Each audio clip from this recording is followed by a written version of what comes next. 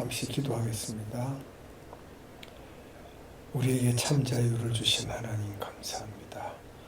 오늘도 참으로 기쁘고 즐거운 날 하나님께 나와 생명의 말씀을 얻습니다. 우리가 하나님의 말씀을 얻었으므로 하나님의 이름을 불끄러지는 자들이 되어서 그 자녀들로서 세상을 능히 이기고 선으로서 악을 이기며 하나님의 말씀으로 세상을 살아갈 수 있는 힘을 얻기를 원합니다. 이 시간 아버지, 우리 모든 예배드리는 자들에게서 감사와 찬양과 존귀와 힘과 영광을 받으시옵소서. 이 땅에 다시 오실 우리 구주 예수 그리스도 이름으로 기도드리옵나이다. 아멘. 오후 시간에는 오늘도 로마서 1장 28절로 32절의 말씀을 함께 나누도록 하겠습니다. 먼저 28절부터 함께 봅니다. 또한 그들이 마음에 하나님 두기를 싫어하며 하나님께서 그들을 그 상실한 마음대로 내버려 두사 합당하지 못한 일을 하게 하셨으니 곧 모든 불의, 추악, 탐욕, 악의가 가득한 자요 시기, 살인, 분쟁, 사기, 악독이 가득한 자요 수군수군하는 자요 비방하는 자요 하나님께서 미워하시는 자요 능욕하는 자요 교만한 자요 자랑하는 자요 악을 동모하는 자요 부모를 거역하는 자요 우매한 자요 배약한 자요 무정한 자요 무자비한 자라. 그들이 이 같은 일을 행하는 자는 사형에 해당한다고 하나님께서 정하심을 알고도 자기들만 행할 뿐 아니라 또한 그런 일을 행하는 자들을 옳다 하느니라. 그런 일을 행하는 자를 옳다 한다는 것입니다. 또 하나님께서 그러한 자들을 용서하지 않으심에도 이 인간이 그런 것을 본받아서 그걸 옳다라고 하니 악한 자들은 더 악한 일에 또 어리석은 자들은 더 어리석은 구덩이에 빠질 수밖에 없습니다. 그래서 타락한 인간은 하나님께 대하여 어떤 반응을 보일까요? 오늘 본절 28절에서 우리가 살펴보도록 하겠습니다. 영적으로 도덕적으로 타락한 인간들은 그 마음에 하나님 두기를 싫어합니다. 그게 마음에 맞지 않는 거예요. 사단의 괴계를 쫓아가는 자들이기 때문에 하나님을 그 마음에 두지도 않고 무시합니다. 그들은 하나님을 경배할 만한 분으로 생각하지 않기 때문에 하나님을 믿으려고 하기는커녕 하나님에 대하여 알려고도 하지 않습니다. 그것이 바로 육신에 속한 자의 본성입니다. 그 본질이죠. 이러한 자들의 관심은 영적인 데에 있는 것이 아니라 육적인 쾌락에 있으므로 하나님을 마음에 두는 것의 필요성을 전혀 느끼지 못하는 것입니다. 그러나 죄의 흑암 속에서 빛 대신 하나님이 없이 산다는 것처럼 비참한 것은 없습니다. 왜냐하면 그렇게 사는 사람들 속에는 내세와 영원한 생명에 대한 소망이 전혀 없기 때문입니다. 성경에는 하나님을 떠난 자들의 비참한 종국에 대하여 분명하게 언급하고 있습니다. 잠시 하나님의 말씀을 살펴보도록 합니다. 시편 37편 35절로 36절의 말씀입니다. 내가 악인의 큰 세력을 본즉 그 본래 땅에서 있는 나무잎이 무성함과 같으나 내가 지나갈 때 그는 없어졌나니 내가 찾아도 발견하지 못하였도다. 안개같이 사라진다는 것입니다. 불의한 자들은 또 잠언서 15장 26절에 악한 꾀는 여호와께서 미워하시나 선한 말은 정결하니라 라고 말씀하셨습니다. 또 잠언서 16장 4절에 여호와께서 온갖 것을 그 쓰임에 적당하게 지으셨나니 악인도 악한 날에 적당하게 하셨느니라 라고 말씀하고 있습니다. 악인도 악한 날에 적당하게 하셨대요. 또 잠언서 21장 12절에는 의로우신 자는 악인의 집을 감찰하시고 악인을 환난에 던지시느니라. 벌을 받죠. 디모데후서 4장 14절에는 또 그 당시에 이런 일들이 있었다고 이야기합니다. 디모데후서 4장 14절 구리 세공업자 알렉산더가 내게 해를 많이 입혔음에 주께서 그 행한 대로 그에게 갚으시리라. 그러므로 오늘을 살아가는 우리 성도들은 하나님을 우리 마음 중심에 모시고 있는지를 돌이켜보고 우리 자신도 돌아봐야 합니다. 그리하여 우리 인생의 주인이 나 자신이 아니라 하나님이심을 기꺼이 인정하고 순종할 수 있는 존재가 되어야 되겠습니다. 이사야서 43장 1절에 기록하시기를 야곱아 너를 창조하신 여호와께서 지금 말씀하시느니라. 이스라엘아 너를 지으신 이가 말씀하시느니라. 너는 두려워하지 말라. 내가 너를 구속하였고 내가 너를 지명하여 불렀나니 너는 내 것이라. 요한복음 15장 1절에서 6절의 말씀입니다. 주님께서 직접 말씀하셨죠. 나는 참 포도나무요 내 아버지는 농부라. 무릇 내게 붙어 있어 열매를 맺지 아니하는 가지는 아버지께서 그것을 제거해 버리시고 무릇 열매를 맺는 가지는 더 열매를 맺게 하려 하여 그것을 깨끗하게 하시느니라. 너희는 내가 일러준 말로 이미 깨끗하여졌으니 내 안에 거하라. 나도 너희 안에 거하리라. 가지가 포도나무에 붙어있지 아니하면 스스로 열매를 맺을 수 없음 같이 너희도 내 안에 있지 아니하면 그러하리라. 나는 포도나무요 너희는 가지라. 그가 내 안에 내가 그 안에 거하면 사람이 열매를 많이 맺나니 나를 떠나서는 너희가 아무것도 할 수 없음이라. 사람이 내 안에 거하지 아니하면 가지처럼 밖에 버려져 마르나니 사람들이 그것을 모아다가 불에 던져 살으니라. 하나님은 당신을 마음에 두기 싫어하는 자들에게 어떠한 보응을 하셨습니까? 이게 지금 로마서 1장 28절로 31절에 대한 말씀이 계속 우리가 보고 나가고 있습니다.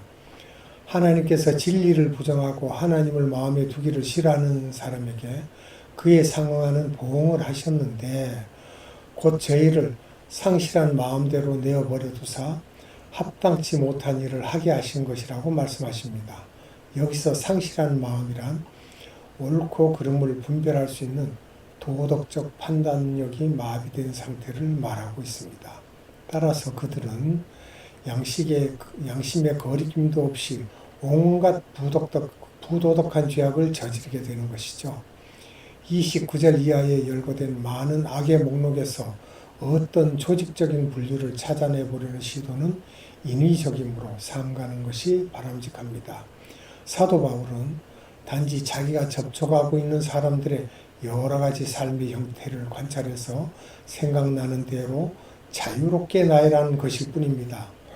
여기서 우리는 첫 번째로 사도 바울이 인간 성품의 타락을 하나님께 대한 배교로 규정지었다는 것입니다. 그런 사실과 또 두 번째로는 그가 이런 도덕적 상태에 내린 평가가 대단히 심각했다는 사실과 세 번째는 인간의 타락이 초래하는 구체적인 양상에 관한 폭넓게 알고 있다는 사실에 대하여 주목해야 할 필요가 있다는 것을 말하고 있습니다. 그러면 29절로 31절에 있는 내용들을 우리가 살펴보겠습니다. 사도 바울이 언급한 죄악에 대하여 간략하게 우리가 살펴보도록 하겠습니다. 사도 바울은 여기서 총 21가지의 죄악을 언급하였는데 하나씩 간략하게 설명하면 다음과 같습니다. 설명을 하자면 첫 번째 불의가 뭐예요? 대인관계에 있어서 의롭지 못한 행위, 바르지 못한 일을 행하는 것을 말하는 거죠. 추악은 그 추악을 즐기는 마음입니다. 더럽고 흉악한 마음이죠. 그것을 추악이라고 합니다. 또 탐욕입니다. 보다 많은 것을 가지기 위해서 수단과 방법을 가리지 않는 열망. 이 단어는 이따금 에베소서 5장 3절에서와 같이 성적인 일에 있어서 다른 사람 희생을 아랑곳하지 않고 자신의 욕구만을 주장하는 데에 적용되기도 합니다. 탐욕이라는 말이요. 탐욕은 우상숭배죠. 또 네 번째는 악의입니다. 남을 해하고자 하는 의롭지 못한 마음입니다. 다섯 번째는 시기입니다. 자기가 몹시 갖고 싶어하는 어떤 것을 다른 사람이 소유하고 있을 때 느끼는 예민한 불쾌감, 아주 신경질적인 이런 것들이죠. 그 다음은 살인입니다. 악의나 시기가 유발을 시킨 결과가 되겠습니다. 아벨을 살해한 가인의 경우가 그 대표적인 예입니다. 창세기 4장 1절로 8절에 기록되어 있고요. 요한일서 3장 11절에 기록되어 있습니다. 또한 그리스도를 십자가에 못 박으려 한 자들의 경우도 그러하다고 보겠습니다. 요거는 마태복음 27장 18절, 마가복음 15장 10절에 기록된 말씀이죠. 그 다음 일곱 번째, 분쟁입니다. 싸우기를 좋아하는 기질과 그에 따른 결과를 의미하는 말입니다. 다음 여덟 번째는 사기입니다. 교활함과 배반함, 사실을 오인시키며 남을 기망하여 경제적 이득을 취하는 것이죠. 남을 즉 속인다는 것입니다. 아홉 번째는 악독입니다. 앙심, 원한, 무고한 사람을 해하고자 하는 열망, 마음이 흉악하고 독합니다. 그래서 이것을 악독이라고 합니다. 열 번째는 수군수군 하는 자인데 어느 군수 양반이 수군수군 하는 자라고 그랬더니 그것을 잘못 듣고는 목사님을 만나서 왜 군수가 뭐가 죄가 되냐고 그렇게 따졌다는 일화도 있습니다. 수군수군 하는 자, 비밀리에 다른 사람을 비방하는 자, 뒤에서 말하는 자들이죠. 남의 허물을 뒤로 이야기하는 자입니다. 앞에서는 말을 못하고 실제와 다른 말을 뒤에서 하는 자들입니다. 그 다음 11번째는 비방하는 자입니다. 공개적으로 타인을 욕하는 사람입니다. 우리가 타인을 비방하는 그 비방으로 우리가 비방을 받는다고 했습니다. 판단도 마찬가지입니다. 하나님 심판대 앞에서 우리가 판단한 그 판단으로 판단받게 되는 것이죠. 또 12번째는 하나님의 미워하시는 자입니다. 이것은 하나님의 뜻을 불순종하며 무시하는 자입니다. 죄가 크죠. 13번째는 능욕하는 자입니다. 자신만이 대단한 존재이고 다른 모든 사람들을 무가치한 듯이 남을 무시하고 경멸하는 자입니다. 14번째, 교만하는 자입니다. 자신을 과대평가하여 타인뿐 아니라 하나님마저도 무시하는 자입니다.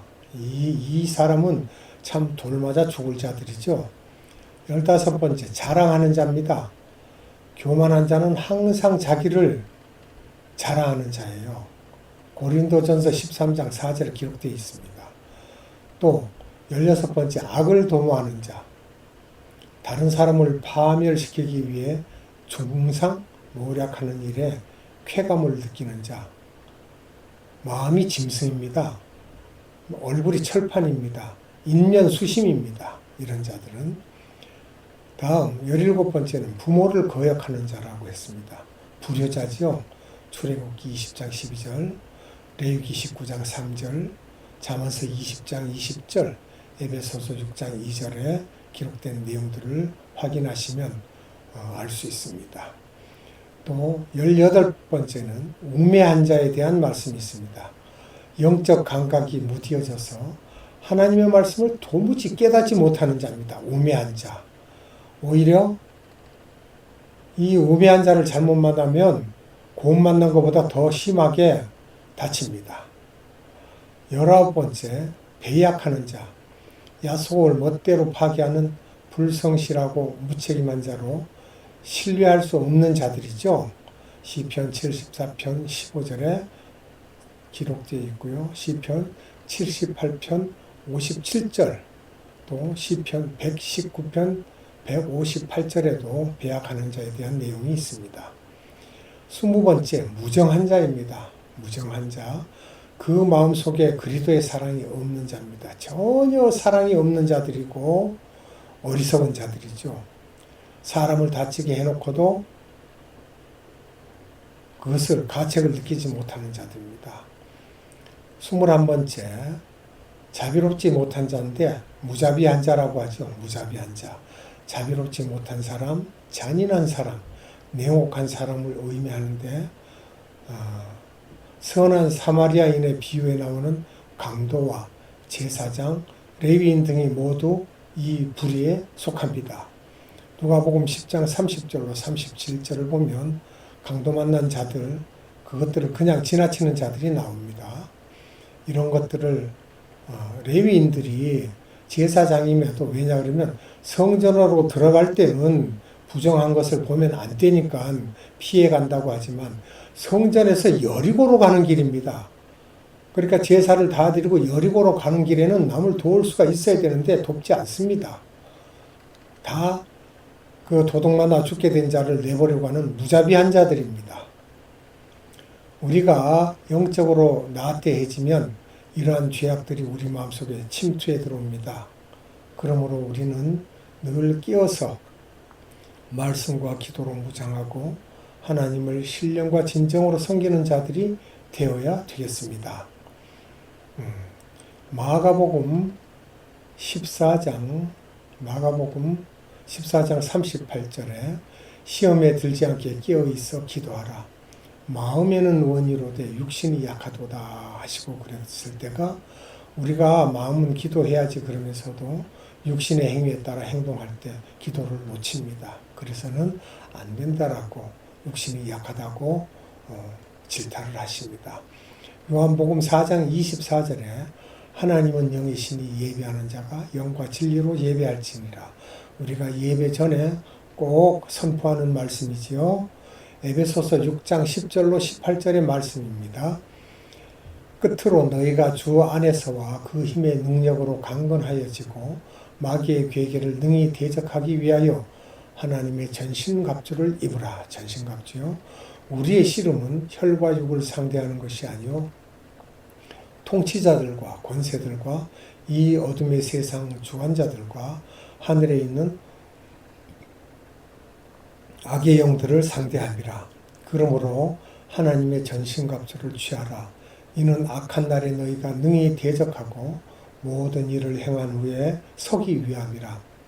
그런즉 서서 진리로 너희 허리띠를 띠고 의의 호신경을 붙이고 평안의 복음에 준비한 것으로 신을 신고 모든 것 위에 믿음의 방패를 가지고 이로써 능히 악한 자의 모든 불화살을 소멸하고 구원의 투구와 성령의 검 곧 하나님의 말씀을 가지라. 모든 기도와 간구를 하되 항상 성령 안에서 기도하고 이를 위하여 깨어 구하기를 항상 힘쓰며 여러 성도를 위하여 구하라. 아멘. 이렇게 이 내용들은 로마 시대 로마 군병들이 전쟁을 나갈 때 무장하고 나가는 그 모습을 여기에 대어서 사도 바울이 이렇게 이 모든 말씀을 우리에게 전하고 있습니다. 전신갑주를 취하라 라고 하는 내용들이, 거기에 뭐가 나옵니까? 진리의 띠를 띠고 허리의 띠를 단단히 매야만 아랫도리가 흘러내려가지 않으니까 진리의 허리띠를 띠고 의의 호신경을 붙이고 가슴을 막는 거죠. 평안의 복음에 준비한 것으로 신을 신고 단단히 신고 모든 그 위에 믿음의 방패, 그래야 불화살을 막을 수 있고 상대방의 검을 막을 수 있죠. 능히 악한 자의 모든 불화살을 소멸하고 구원의 투구와 전쟁 나갈 때 투구 쓰지요. 또 성령의 검, 그것으로 우리가 적을 파해야 되니까 이렇게 로마 병정이 무장한 모습을 가지고 이렇게 말씀을 연결하여서 우리에게 전하고 있습니다. 사도 바울은 부패한 이방 세계 사람들에 대하여 어떠한 결론을 내렸습니까? 사도 바울은 그들에 대하여 저희가 이 같은 일을 행하는 자는 사형에 해당한다는 하나님의 정하심을 알고도 자기들만 행할 뿐 아니라 또한 그 일을 행하는 자를 옳다 하느니라고 결론을 내려서 이야기하고 있습니다. 먼저 바울은 그들이 하나님의 정하심을 알고 있었다고 말합니다. 여기서 정하심은 앞 기절에 언급된 대로 이 같은 일을 행하는 자는 사형에 해당한다는 그 말씀입니다. 그럼에도 불구하고 그들은 범죄할 뿐 아니라 타인의 죄를 변호하고 정당화하며 범죄하도록 부추겼습니다. 이러한 죄의 결과는 참으로 무서운 것이죠. 왜냐하면 모르고 지은 죄보다 알면서 지은 죄는, 특별히 하나님의 심판을 알면서 지은 죄는 더 큰 형벌을 받기 때문입니다. 야고보서 4장 7절의 말씀입니다. 그런즉 너희는 하나님께 복종할지어다. 마귀를 대적하라. 그리하면 너희를 피하리라. 이러한 바울의 결론은 인간이 어떠한 존재인지를 명확하게 깨우쳐주는 동시에 믿음을 통한 구원의 당위성을 밝혀주고 있습니다. 오늘날 우리가 구원을 받은 것은 바로 믿음으로 말미암은 것입니다. 그렇지 않았더라면 여전히 우리는 죄 가운데 빠져 멸망을 받을 수밖에 없었을 것입니다. 따라서 부패한 존재임에도 불구하고 의롭다고 인정해 주시고 구원해 주신 하나님의 무한하신 은혜에 우리는 항상 감사와 찬양을 돌리는 자들이 되어야 할 것입니다. 고린도 후서 9장 15절 말씀입니다. 말할 수 없는 그의 은사로 말미암아 하나님께 감사하노라. 또 데살로니가 전서 2장 13절에는 이러므로 우리가 하나님께 끊임없이 감사함은 너희가 우리에게 들은 바 하나님의 말씀을 받을 때에 사람의 말로 받지 아니하고 하나님의 말씀으로 받음이니 진실로 그러하도다. 이 말씀이 또한 너희 믿는 자 가운데서 역사하느니라. 아멘. 자, 그러면 우리가 오늘 나눈 말씀 가운데 생각해보는 문제 중에서 계시란 무엇인가? 우리가 이걸 좀 생각해 봐야 되겠습니다.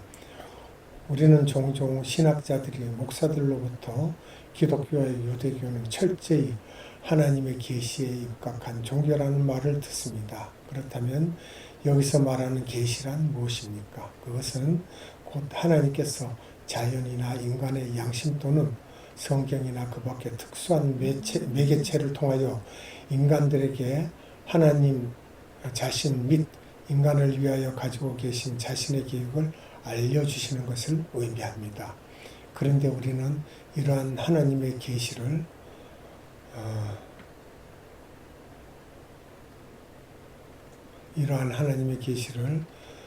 편의상 다음과 같이 구분할 수 있습니다.